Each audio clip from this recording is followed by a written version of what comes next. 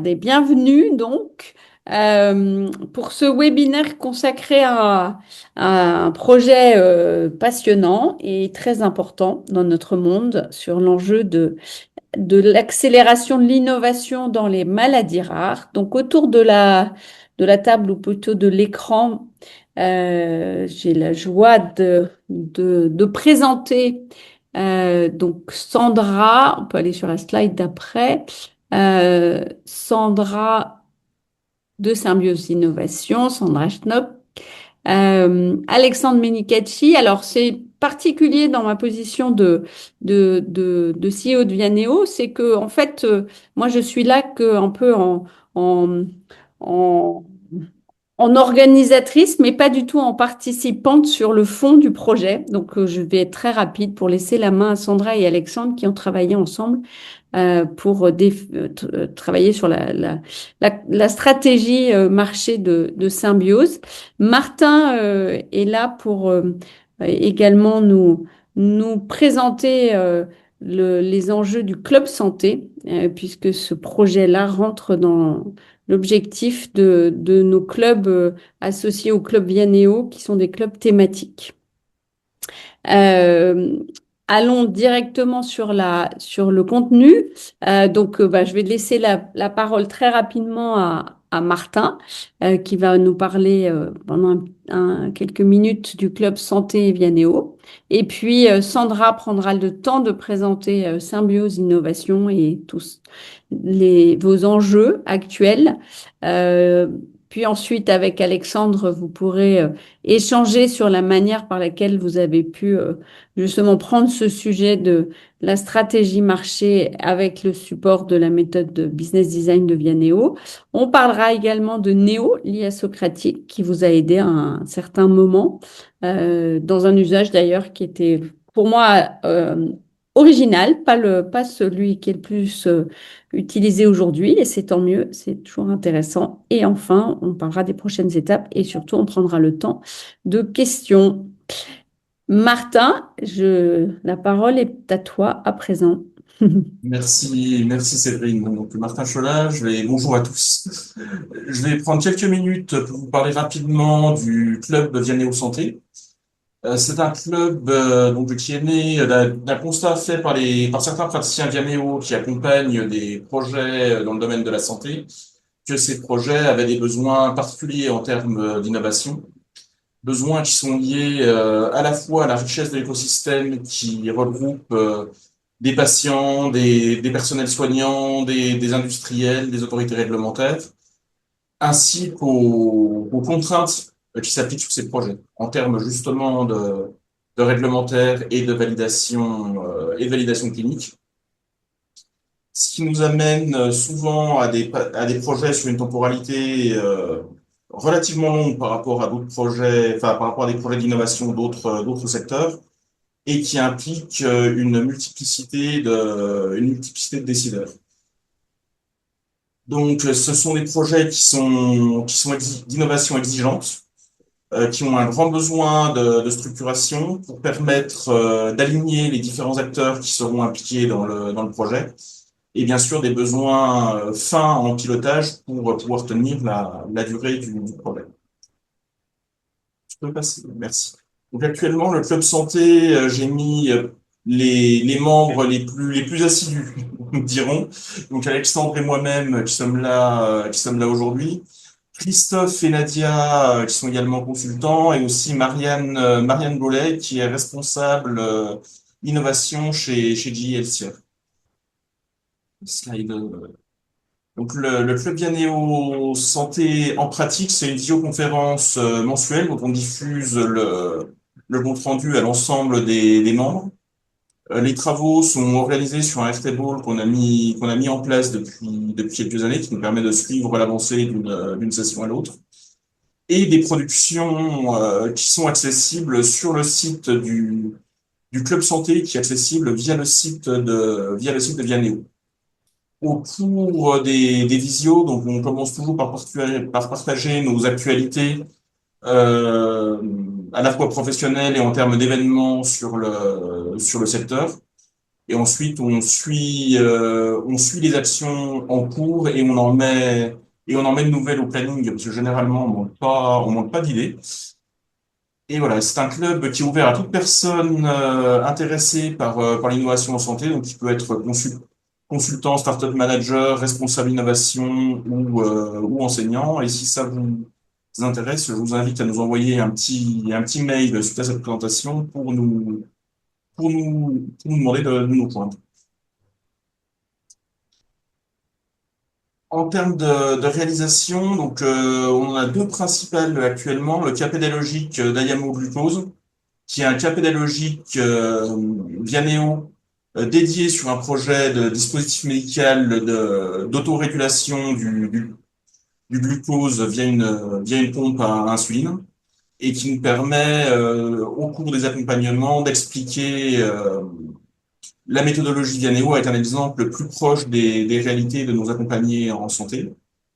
On a également fait l'an dernier une cartographie de l'écosystème qui recense les différents types d'acteurs pour permettre à nos accompagnés en phase d'acceptabilité de faire un bilan des acteurs de l'écosystème sans en omettre, ce qui est toujours mieux. Et on est actuellement sur un gros projet de livre blanc au pluriel sur les systèmes de management de l'innovation dans le secteur de la santé et donc qui vise à établir une cartographie des attentes de ces acteurs vis-à-vis des systèmes de management de l'innovation.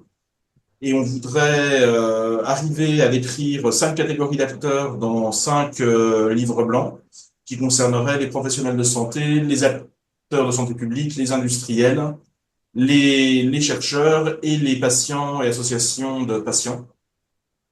Et dans ce cadre-là, on est à la recherche de co-rédacteurs et de sponsors. Donc c'est pareil, si ça peut vous intéresser ou si vous connaissez des gens qui sont intéressés, qui pourraient être intéressés par cette aventure, je vous invite à nous contacter. Merci beaucoup. Merci Martin et vraiment bravo pour ce travail qui se fait vraiment de manière totalement autonome et parallèle, on va dire, à la vie de Vianéo. Le but, nous, on envoie des personnes pour y participer et puis on favorise le partage de bonnes pratiques, mais on apprécie surtout que ce soit vous qui meniez la danse, le contenu, le fond, la forme et les enjeux et qui puissiez les partager. C'est très bénéfique pour tout le monde. Pour info, on a un autre club dans l'éducation et l'université éducation. Et d'ailleurs, il y aura un webinaire la semaine prochaine, si je ne me trompe pas, le vendredi 3 à 13 heures. Et on peut mettre le lien voilà, pour ceux que ça intéresse. Je donne la parole à présent à Sandra parce que c'était quand même le cœur de notre sujet, enfin c'est le cœur de notre sujet on en apprendre plus sur symbiose innovation, sur symbiose. Parfait, merci beaucoup et merci beaucoup pour cette opportunité de présenter Symbiose Innovation. Évidemment, je suis ravie. Donc, bonjour à tous. Symbiose Innovation, c'est une association à but non lucratif qui est basée à Bruxelles. Je l'ai cofondée avec le docteur Jean-Sébastien Paquette, qui est médecin-chercheur, enfin médecin de famille et chercheur à l'université Laval au Québec. Et donc, du coup, avec Symbiose Innovation, on s'est donné comme mission d'accélérer la recherche et l'innovation sur les maladies rares par la facilitation des collaborations sur tout le continuum de la recherche et l'innovation, de la recherche fondamentale jusqu'aux patients partenaires. Et donc, du coup, pourquoi cette démarche de par sa double casquette, enfin de par la double casquette de Jean-Sébastien en tant que médecin de famille, clinicien et chercheur, il a évidemment observé l'errance diagnostique auprès de ces patients atteints de maladies rares et du coup les complications pour les patients et pour le système de santé que cette errance diagnostique apporte malheureusement. Et puis en tant que chercheur, il observe observe chaque jour les obstacles structurels qui existent sur vraiment le continuum de la recherche et à travers vraiment les trois piliers communément nommés de la recherche. Et donc, du coup, ces obstacles structurels ont évidemment des impacts sur les collaborations et sur les avancées des différentes découvertes. Et donc, du coup, ces obstacles sont communément schématisés par des vallées de la mort, avec un terme un peu qui peut faire peur. Mais du coup, on constate généralement deux vallées de la mort. La première, c'est entre le pilier 1, donc la recherche fondamentale, et le pilier 2, la recherche clinique. Et puis, la deuxième vallée de la mort entre la recherche clinique et puis les soins primaires et les applications pour les patients. Et donc, du coup, ces vallées de la mort ont comme inconvénient de ralentir l'avancée en fait des découvertes d'étape en étape jusqu'à l'application clinique. Donc en moyenne, la littérature dit que il faut 15 ans pour que une recherche sorte d'un laboratoire et arrive vraiment dans les mains des patients. Et c'est seulement 5% des découvertes qui arriveront vraiment, qui seront vraiment transformées en applications cliniques et qui trouveront leur marché. Et en fait, Jean-Sébastien, lui, il a beaucoup travaillé sur la recherche translationnelle, donc vraiment pouvoir faire des ponts entre tous ces piliers pour essayer de minimiser un maximum les vallées de la mort. Et donc, il en a fait vraiment des travaux, des publications. Et en fait, à travers ces publications, il a vraiment mis en évidence que les vallées de la mort, en fait, ne sont pas la conséquence d'un manque d'expertise. Heureusement, il y a énormément, en fait, d'expertise qui existe au niveau international, mais c'est vraiment, en fait, un manque de connexion qui existe entre les acteurs. Et donc, du coup, ces travaux-là sont vraiment les fondements scientifiques de Symbiose. Et au-delà du coup des fondements scientifiques, on a en fait débuté l'approche de Symbiose aussi par une phase exploratoire. Donc on a contacté en fait 600 acteurs des maladies rares en Belgique, en France et au Québec, qui sont vraiment nos trois premiers territoires en fait de démarrage, mais évidemment on se limite pas du tout à ça parce qu'on veut vraiment avoir une dimension le plus internationale possible, évidemment de manière progressive. Et donc, du coup, voilà, on a contacté 600 acteurs des maladies rares, on en a interviewé une centaine. Et en fait, de cette centaine d'interviews, on en a vraiment ressorti, conclu 6 constats vraiment qui viennent du terrain et qui ont orienté alors les décisions de développement du coup de Symbiose. Donc ici, je vais vous partager rapidement les 6 constats. Donc premièrement, l'écosystème en fait des maladies rares est un écosystème vraiment exceptionnellement riche, avec énormément d'expertise, mais en fait il est fort fragmenté. Et donc ce qui ressortait vraiment des interviews, c'est que les acteurs disent qu'il y a vraiment une faible visibilité des initiatives. Donc il y a énormément d'initiatives qui existent un petit peu partout, mais qui sont difficilement visibles pour tous les acteurs qui ne sont pas vraiment proches du coup de cette initiative. Et il nous disait aussi que l'information circule vraiment de manière limitée entre les institutions et entre les pays. Donc, par information, c'est information et connaissance. Et puis, du coup, il nous disait que la collaboration n'est vraiment pas quelque chose qui est faite par défaut, mais c'est plutôt des collaborations qui vont arriver malheureusement plus de manière accidentelle lors d'une rencontre, le hasard, etc. Donc, vraiment en caractère exceptionnel, voire opportuniste. Le deuxième constat, fort heureusement, c'est que les collaborations sont souhaitées. Donc, il y a vraiment une volonté de collaborer et de créer des équipes multidisciplinaires et internationales, mais les collaborations sont difficilement opérables par les acteurs qui commencent à discuter entre eux. Ils arrivent vraiment difficilement en fait à la rendre concrète par manque de compétences, de capacités et de ressources humaines et financières. Le troisième constat, c'est que la mise en relation en fait entre différents acteurs repose beaucoup sur des réseaux informels. Donc, on va difficilement sortir de son réseau personnel pour aller voir avec qui on pourrait collaborer. Et les congrès sont souvent vus comme un unique point de contact pour pouvoir faire de nouvelles rencontres et aller voir vraiment ce qui se passe à l'extérieur. Et donc, l'identification de partenaires est vraiment difficile. Donc, on a beaucoup en fait d'acteurs qui nous disaient, mais nous, on veut collaborer, mais on ne sait pas comment les trouver. On ne sait pas identifier qui fait quoi. Et il nous manque vraiment en fait un lieu de rencontre où on peut aller identifier rapidement les expertises dont on a besoin. Ensuite, les slides suivants. Donc, le quatrième constat, c'est que les collaborations multidisciplinaires et aussi internationales demandent de la médiation, de la traduction, de l'orchestration. Et donc, c'est sûr que voilà, si on met par exemple un chercheur, un clinicien, un patient partenaire au sein d'une collaboration, chacun va pouvoir avoir un langage et des référentiels du coup différents avec certainement des objectifs aussi, une temporalité divergente en fonction de chacun. Et donc, du coup, avec aussi un besoin de vulgarisation pour que tout le monde puisse vraiment se sentir intégré et compris, en fait, dans les échanges. Et donc, ça, voilà, ça manque beaucoup apparemment pour pouvoir vraiment faire avancer les collaborations rapidement. Ensuite, ça, c'est pas une surprise, hein, il y a d'énormes contraintes de temps et de ressources dans le secteur. Donc, les cliniciens sont surchargés, les associations de patients sont sous-dimensionnées. Il y a un accès évidemment complexe au financement et peu de capacités pour pouvoir collaborer.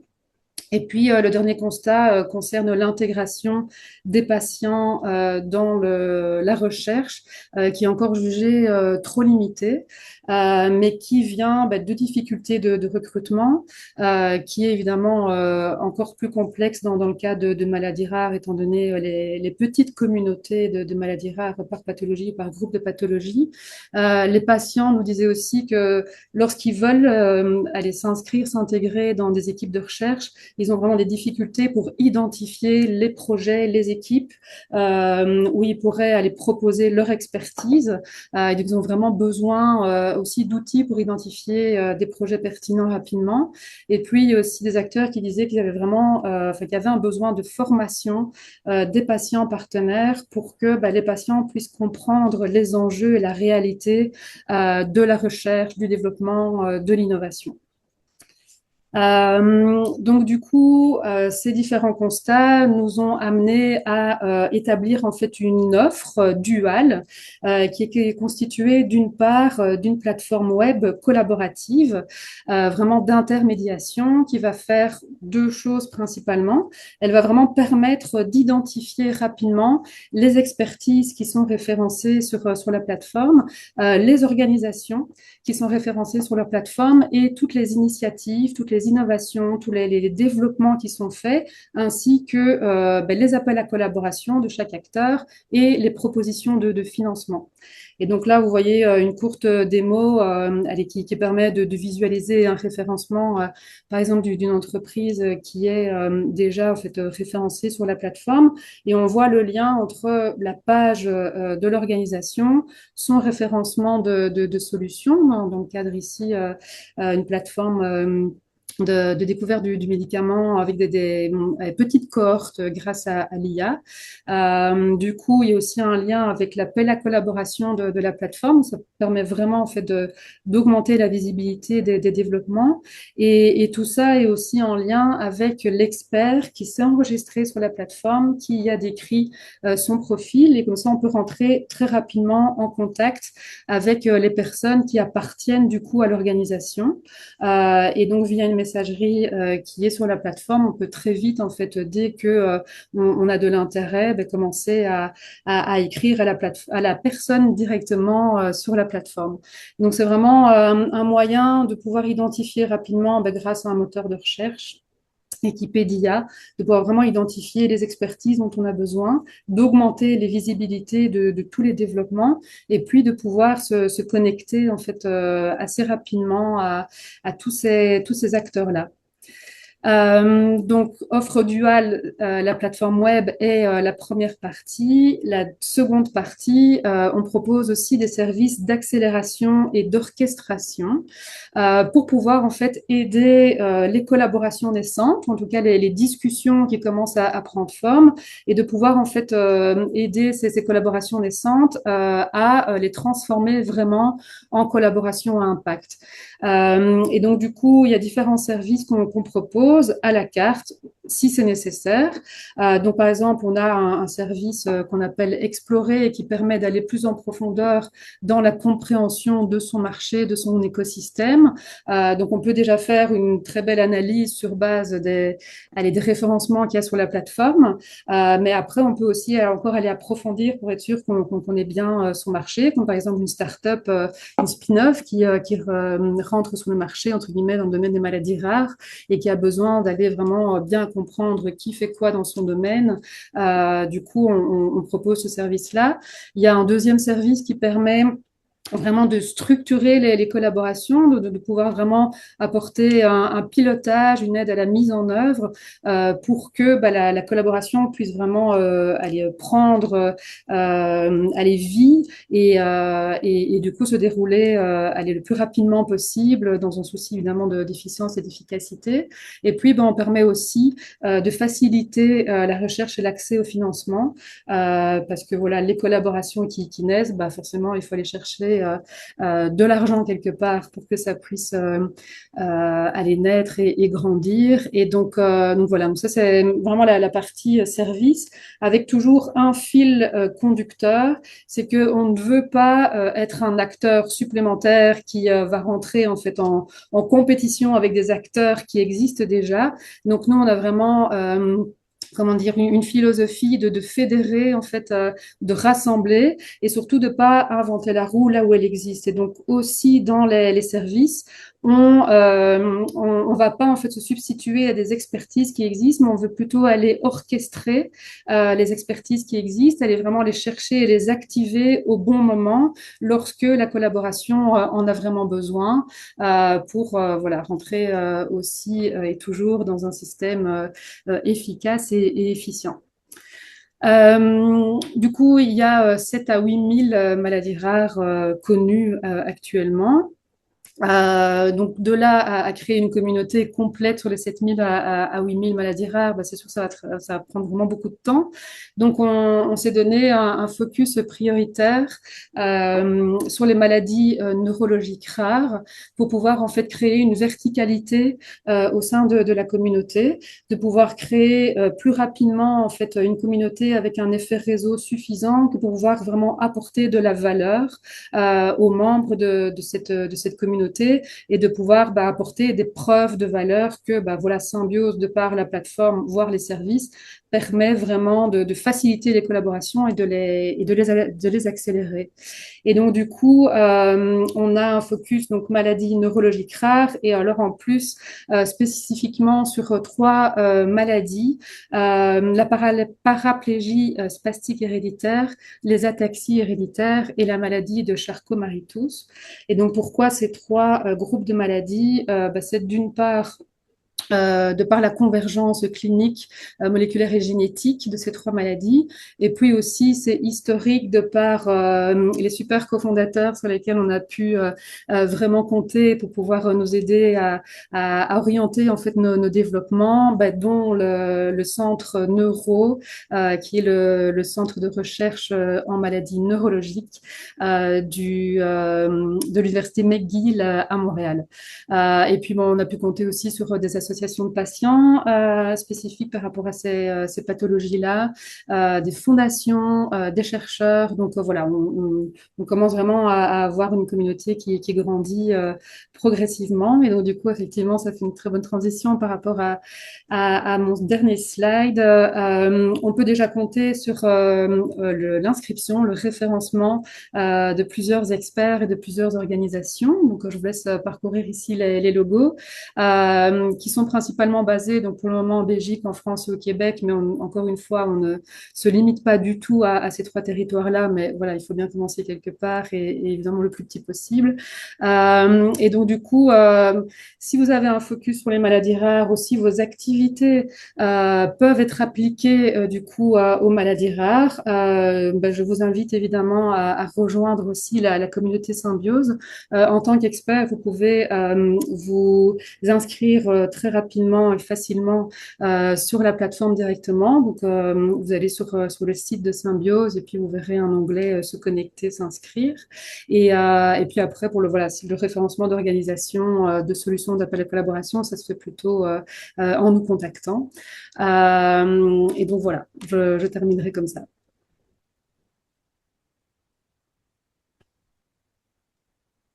Eh ben, merci beaucoup, Sandra. Bon, alors maintenant que vous connaissez tout de l'initiative Symbiose, moi, ce que je vous propose, c'est de prendre un petit temps de recul pour entrer dans les coulisses du projet et savoir comment est-ce qu'on a pu utiliser, et comment est-ce qu'on s'est très largement appuyé sur à la fois la méthodologie du business design, mais également pour la plateforme pour structurer la démarche du projet.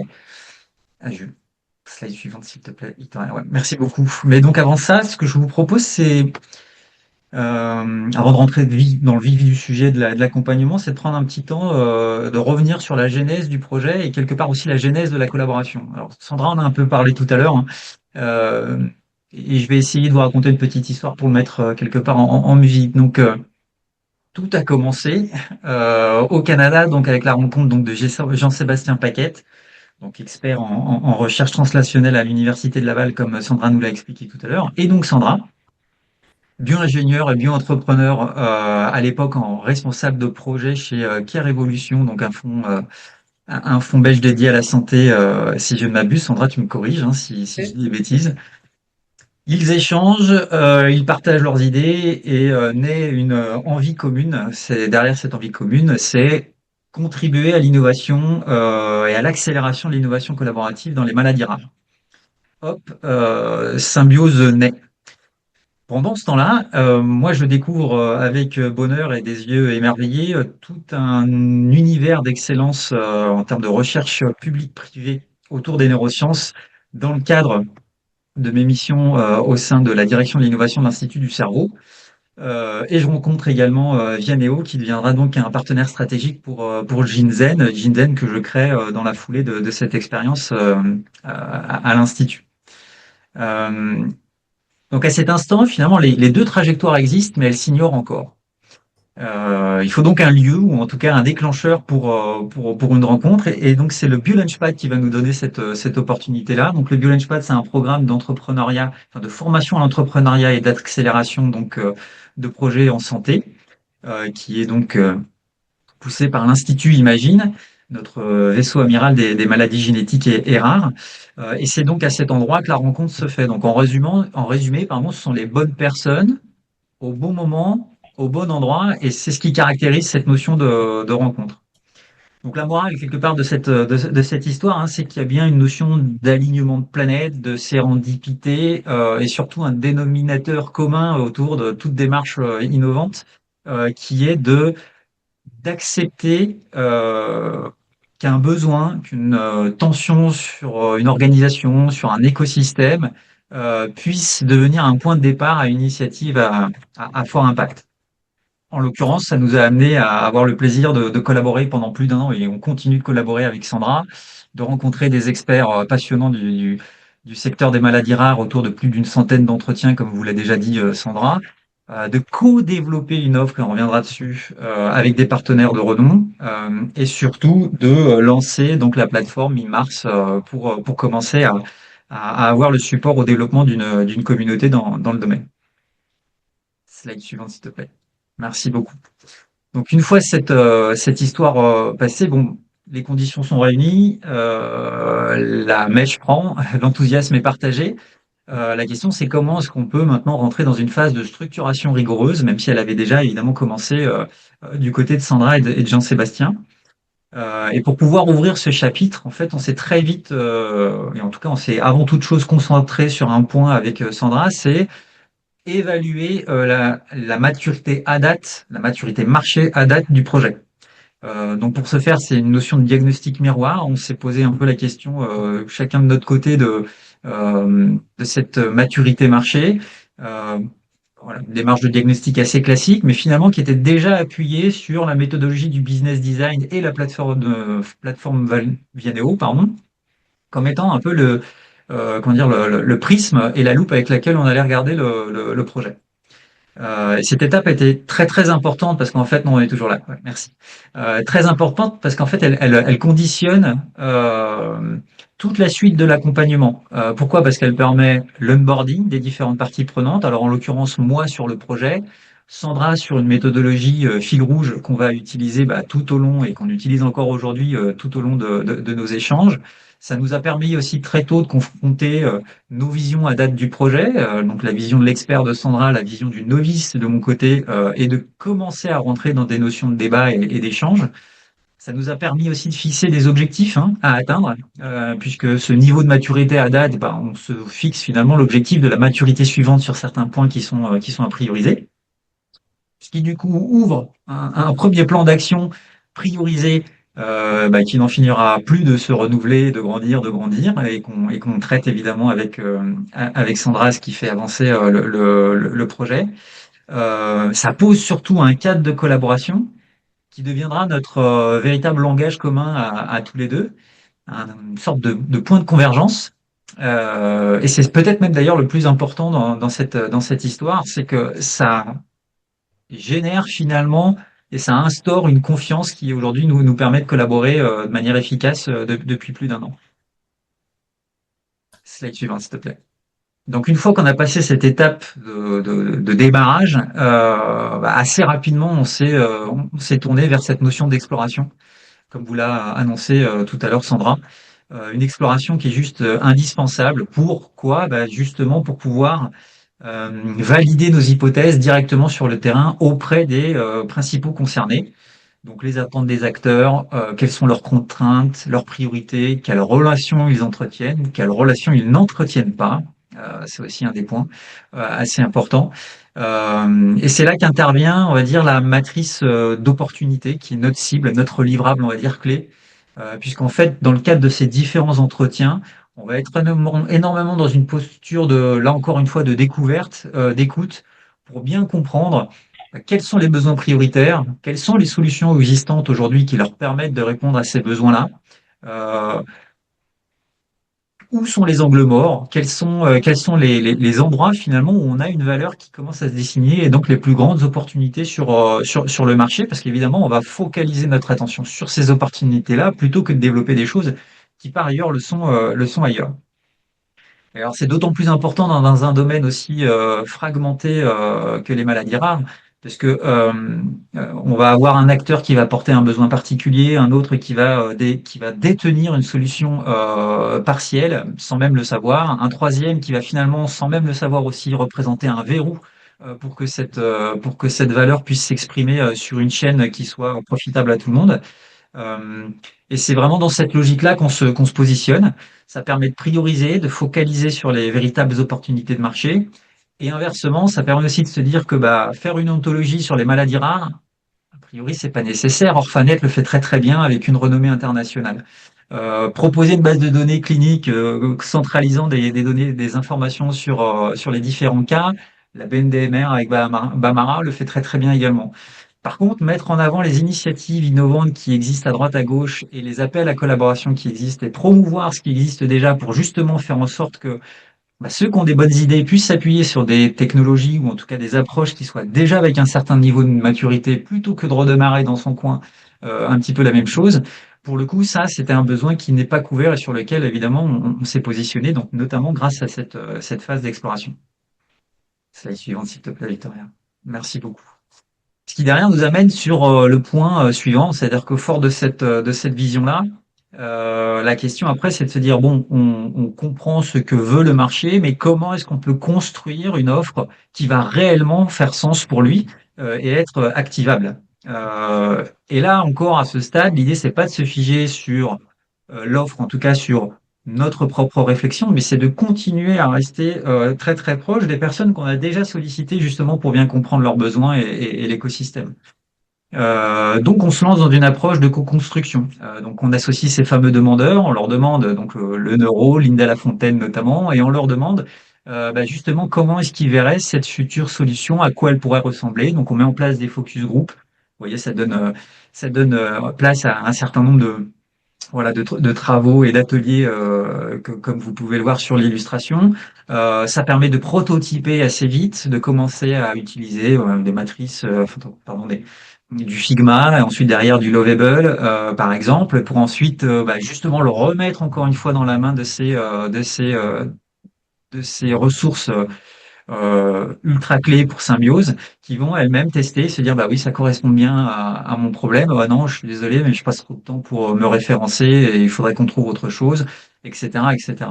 Donc ça pour le coup c'est le message qu'on veut faire porter ici, c'est qu'on a vraiment cherché systématiquement à partir du moment où on s'est posé la question de bien comprendre ce qui se passait sur le marché, de garder cette relation très forte avec nos porteurs de besoins pour les embarquer aussi et les embarquer dans le projet, ce qui facilite l'adoption puisque quelque part, c'est eux qui ont choisi, entre guillemets, les écrans, le bouton, etc. Donc j'insiste vraiment sur cette partie-là, voilà, merci, parfait, qui est le côté testé. On est dans une démarche systématique de je teste, j'apprends, je teste, j'apprends, je teste, j'apprends.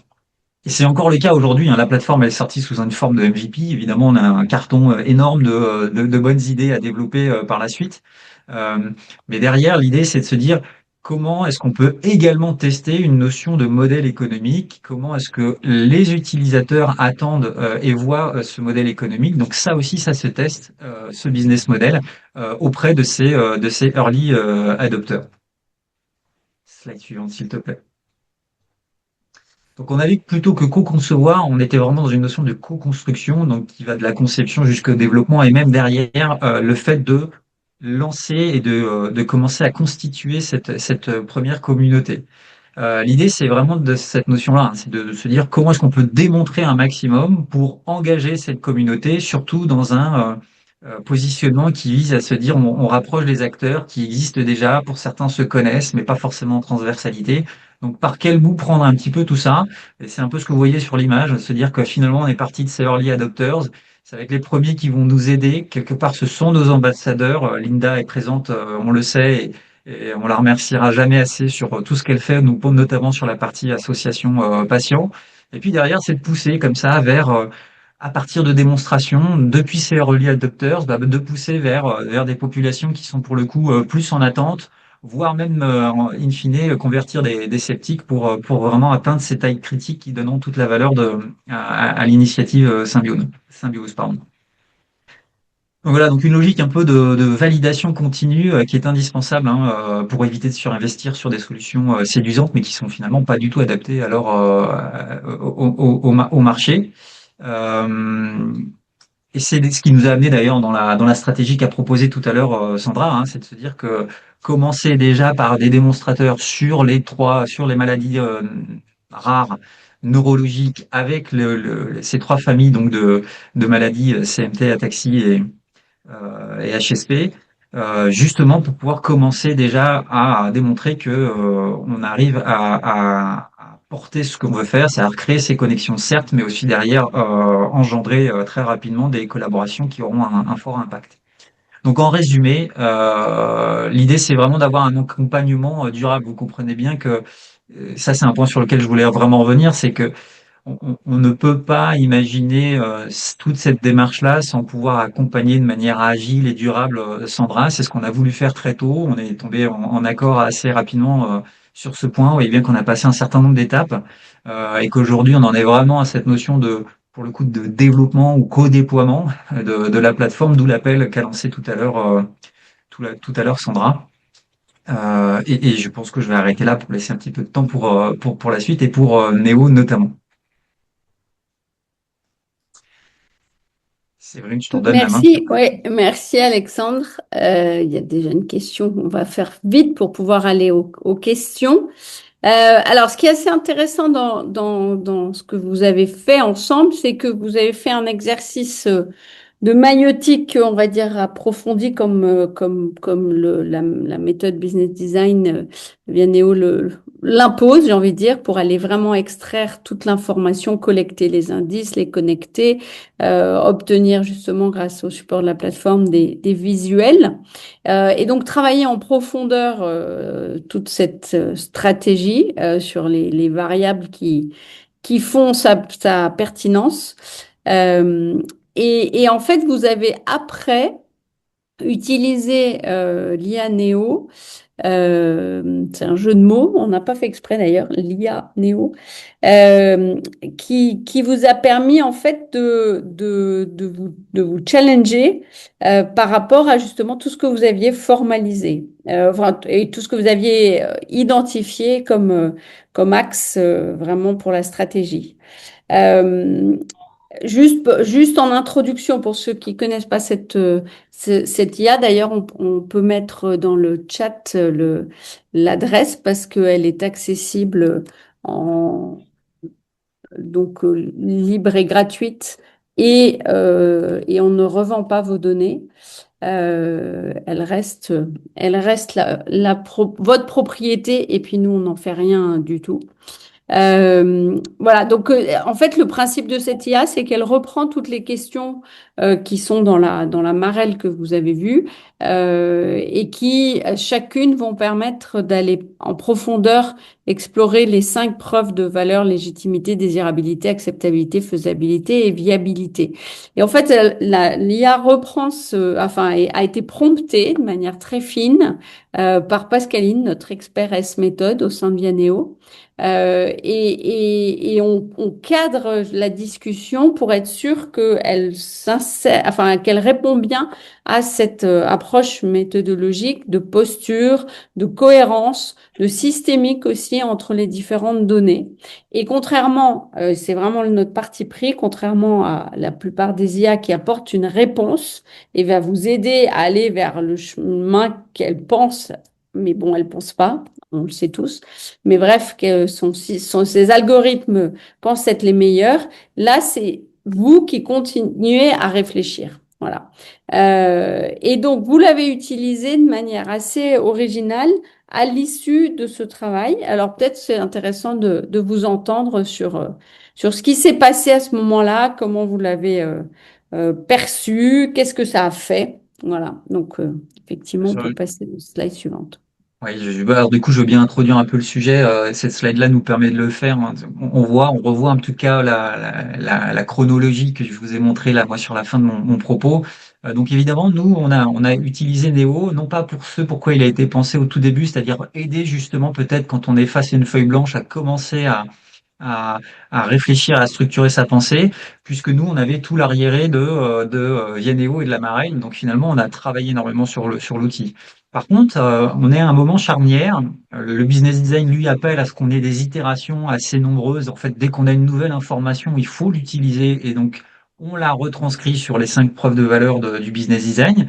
Et pour le faire, là, on a souhaité solliciter Néo, hein, parce que c'est finalement un troisième larron dans nos discussions, notamment pour commencer à lui dire bah voilà où on en est et puis voir un petit peu comment est-ce que lui pourrait nous challenger et nous poser un certain nombre de questions, ce qui fait office de temps de recul en fait, hein, de prise de recul. Mm. C'est-à-dire que vous voyez qu'on était sur des étapes où là on est on était à fond sur le développement et le déploiement de la plateforme du MVP. Après, on arrive très vite dans la tête dans le guidon en se disant mais comment est-ce qu'on va déployer notre communauté de manière rapide pour que la valeur qui est liée à une taille critique, hein, de communauté soit finalement atteinte le plus tôt possible.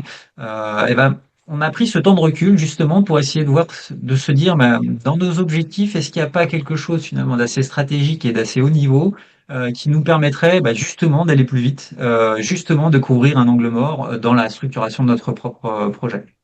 Et alors, peut-être une question pour Sandra. Est-ce que tu n'as pas eu l'impression de refaire ou un peu de redite tout ce que... Non, vraiment pas du tout, parce que on a réussi en fait à aller même plus loin que nos réflexions, et ce à peine en quelques heures. Moi, je trouvais que c'était vraiment très intéressant de le faire à ce moment-là.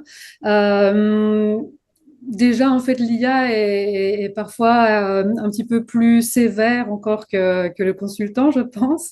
Par exemple, en termes de persona, voilà, nous, on avait travaillé sur trois personas en parallèle, mais là, Néo nous disait non, il faut d'abord commencer sur un persona et vraiment aller trouver les preuves de valeur pour ce persona-là. Et donc, du coup, il a vraiment une approche de, de nous inciter à aller très, très en profondeur dans la réflexion.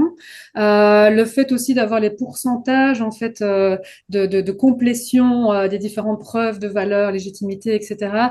permet aussi de se dire ok, ben en fait on a quand même pas mal réfléchi, on a vraiment bien approfondi les sujets parce que bon, au fur et à mesure qu'ils nous posaient des questions, on répondait et puis ben, on voyait que les scores de complétion augmentaient. Donc ça permet aussi de comment dire de se rassurer sur la démarche.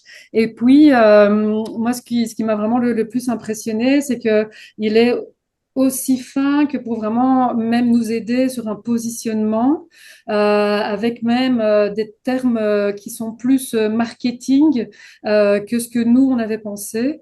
Parce que, bah, voilà, de par nos discussions, nous a vraiment fait réfléchir sur voilà, peut-être encore des positionnements plus fins en termes de services notamment. Et donc, voilà, globalement, ça a vraiment pas été une redite du tout. Et puis, bah, il y a quand même le fameux rapport qui était mis à partir du moment où on atteint un résultat. Ouais, peut-être que j'ai un petit peu trop loin dans dans les slides, Non, mais non, c'est bien.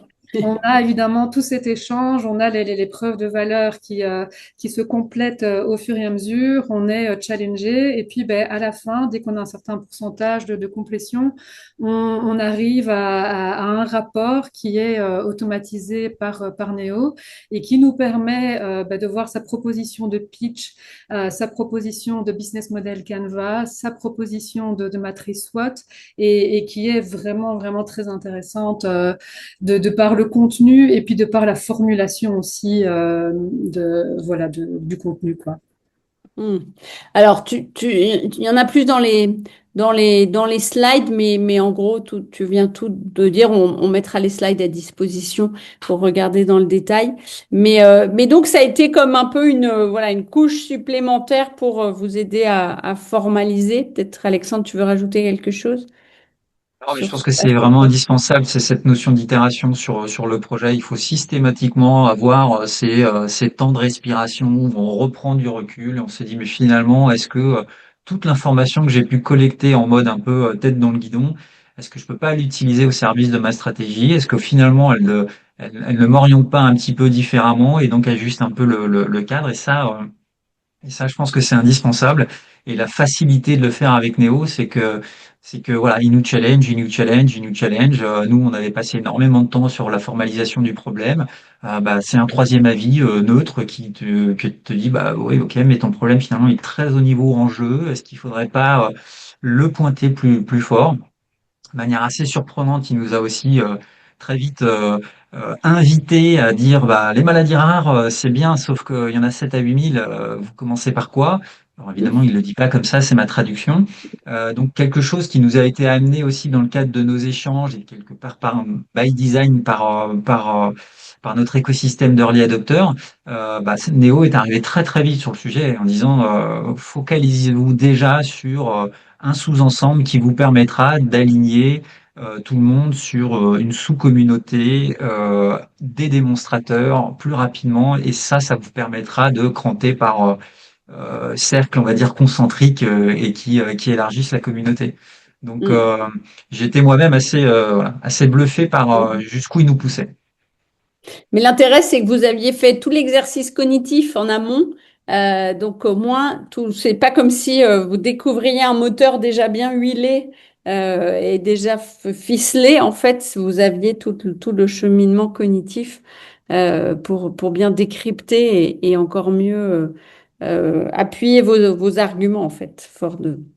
cette Ouais, compréhension. et du coup, c'était aussi rassurant, je trouvais, parce que quand on est entrepreneur, ben, on doute beaucoup. Et en tout cas, moi, je me posais tout le temps la question, est-ce que j'en fais assez? Là, par exemple, les 100 interviews, mais est-ce que c'était assez? Est-ce que j'aurais pas dû en faire plus? Parce que, bah, étant donné qu'on s'attaque vraiment à l'écosystème entier, bah, c'est autant les chercheurs, les cliniciens, professionnels de santé, les patients partenaires, les associations, les fondations, l'industrie, ça fait vraiment énormément de monde. Et donc, du coup, est-ce que, bah, voilà, faire 100 interviews pour pouvoir vraiment aller bien cerner les besoins, est-ce que c'était assez ou pas? Commencer à construire l'offre avec des co-développeurs, d'early adopteurs, ok, mais est-ce qu'il n'en faut pas encore plus? Et du coup, bah, Néo était quand même assez rassurant aussi en disant, bah, voilà, c'est déjà un très beau travail. Par contre, voilà, il y a je pense, un persona qu'on n'a peut-être pas assez creusé, ou en tout cas, on n'avait pas encore assez de réponses par rapport à quelque chose. Et donc, il nous a pas juste congratulé en disant, tout est génial, mais non, vous devez approfondir, aller ça pour aller plus loin. Et donc voilà, moi en tout cas, ça m'a beaucoup aussi aidé à bah, prendre du recul et être rassuré par rapport à la démarche qu'on a entreprise, quoi, tout en étant challengé. Super. Alors, on va prendre quand même le temps de quelques questions. Du coup, on va aller rapidement sur la conclusion de notre échange. Peut-être, Martin, passons sur pardon, Victoria, tu peux remonter sur les prochaines étapes pour le club Néo Santé. Pour Symbiose, je dirais deux mots pour Néo et puis on prendra les questions. Merci, moi je vais faire très rapide pour laisser du temps pour questions-réponses. Donc les prochaines étapes pour le Club Vianney Santé, notre gros projet du moment, c'est le livre blanc, comme j'expliquais plus tôt, avec ses 5 étapes. Et pour le moment, on est en train de traiter plus ou moins en parallèle les deux premières. Et donc, si parmi vous, il y a des gens qui s'intéressent à l'innovation en santé et qui veulent nous rejoindre, vous avez trois possibilités. Soit devenir membre du club et profiter et participer aux visio, soit devenir co-rédacteur et contribuer aux interviews pour le livre blanc, on en prévoit une petite centaine et on aura besoin d'aide, soit devenir sponsor pour soutenir la légitimité du projet. Je vous Ouais, les trois. remercie. Ou les trois. Et donc pour Symbio, j'irai aussi très très vite, hein, prochaines étapes, c'est évidemment continuer à construire, continuer à développer, continuer à déployer, à construire la communauté Symbiose de confiance, parce que évidemment au-delà de la technologie, ce qui est le plus important, c'est l'humain. Et donc ce qui nous importe vraiment, c'est de construire une communauté de confiance, aller sur les maladies rares, structurer les connaissances de l'écosystème, donc aller référencer le plus possible d'organisations, de solutions, d'appels à collaboration pour vraiment rendre visibles toutes les initiatives qui existent sur les maladies rares pour favoriser les connexions. Continuer à développer nos services à forte valeur ajoutée. On cherche vraiment vivement à déployer des projets pilotes pour pouvoir vraiment apporter des preuves de valeur avec des communautés ou avec des organisations, des institutions, des partenaires. Euh, Bâtir des partenariats stratégiques évidemment internationaux, ça c'est quelque chose qui nous tient vraiment à cœur, et évidemment faire évoluer du coup Symbiose vers vraiment une véritable plateforme collaborative internationale pour pouvoir favoriser le transfert de connaissances, pouvoir créer de nouvelles connaissances. Et donc voilà, c'est les étapes qu'on fait déjà maintenant, qui vont continuer et qui se chevauchent, et c'est vraiment voilà nos chevaux de bataille, si je peux dire. Super, bravo et passionnant. Alors, je laisse la parole justement à Antoine Coussemant, pardon, qui a. Alors, je pense qu'elle s'adresse à toi, Sandra. Je ne sais pas si tu l'as vu dans le chat. Non, Donc, je suis médecin, alors je vais la lire. Je suis médecin interniste, salarié dans une structure privée. De par ma spécialité, je trouverais intéressant d'inclure des patients dans des protocoles de recherche. J'ai débuté des échanges avec la direction pour mettre en place de la recherche clinique, mais il y a des enjeux financiers évidents. Est-ce qu'avec ce type de démarche, les promoteurs payent les structures qui incluent des patients ou c'est uniquement sur la base du volontariat? oui, c'est une très très bonne question. Donc évidemment, inclure les patients, c'est un des objectifs de la plateforme pour vraiment favoriser l'engagement patient. On met vraiment aussi un focus vraiment exclusif sur les patients partenaires parce qu'on ne veut pas que la plateforme devienne en fait, enfin, ait une utilisation de plateforme de recherche en fait de cliniciens par exemple pour affiner des diagnostics par les patients, enfin avec les patients. Donc on ne veut pas que les patients viennent s'inscrire sur la plateforme pour pouvoir avoir accès facilement en fait à des cliniciens pour affiner leur diagnostic. Donc on veut vraiment que ce soit une plateforme pour mettre en connexion les patients qui veulent vraiment s'intégrer dans le continuum de la recherche et du développement. Donc ça, c'est vraiment une notion très importante. Et en fait, le référencement de chaque expert, donc chaque expert va s'inscrire sur la plateforme et ça gratuitement. Et donc, du coup, la recherche, l'utilisation de la plateforme à titre vraiment individuel. Donc, par exemple, un membre d'une équipe de recherche veut collaborer avec des patients partenaires sur une certaine pathologie, va pouvoir du coup utiliser la plateforme pour pouvoir identifier rapidement des patients qui ont une expertise dans la pathologie. Au-delà de ça, les organisations, si elles veulent être référencées sur la plateforme, c'est là qu'il y a le modèle d'affaires payant qui rentre en compte. Et donc, du coup, par organisation, il y a évidemment les associations de patients qui sont vraiment vivement recommandées sur la plateforme et qui peuvent aussi être un bon relais pour pouvoir identifier et rencontrer des patients aussi facilement. Super, donc à bon entendeur. Je me disais aussi que je vois que Mathieu Gutmann est dans la salle et tout ce qui est structure de valorisation de la recherche et qui est en général voilà, au cœur de la connaissance de beaucoup de projets peut être intéressé pour justement diffuser l'information à, à toutes les parties prenantes au projet. Et Dieu sait qu'il y en a justement sur ces sujets-là. Est-ce qu'il y a d'autres questions dans la salle? En tout cas, vous avez les mails ici même, donc surtout n'hésitez pas à contacter Sandra. Ah oui, dernière question d'Antoine. 6 publications, est-ce que les experts ayant participé sont facilement cités comme co-auteurs?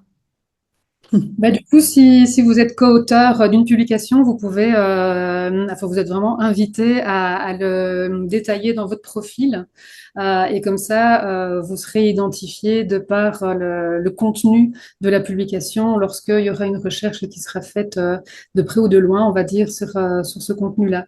Donc, effectivement, quand vous enregistrez, inscrit sur la plateforme, il y a un espace où on peut mettre toutes les publications auxquelles on a participé en tant qu'auteur, co-auteur, etc.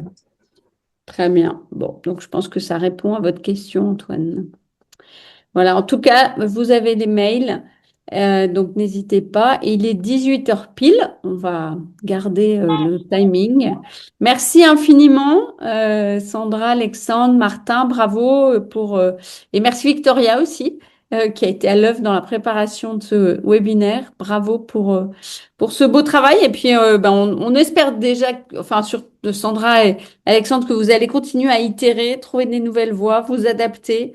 Le pavé est dans la mare, mais il continue à se faire tailler comme il faut pour le bien de tout le monde et surtout pour ceux qui sont dans ces zones grises des maladies rares. Merci beaucoup Merci beaucoup. et à bientôt. Au Je revoir. Au vais revoir. fermer. Au revoir. Merci.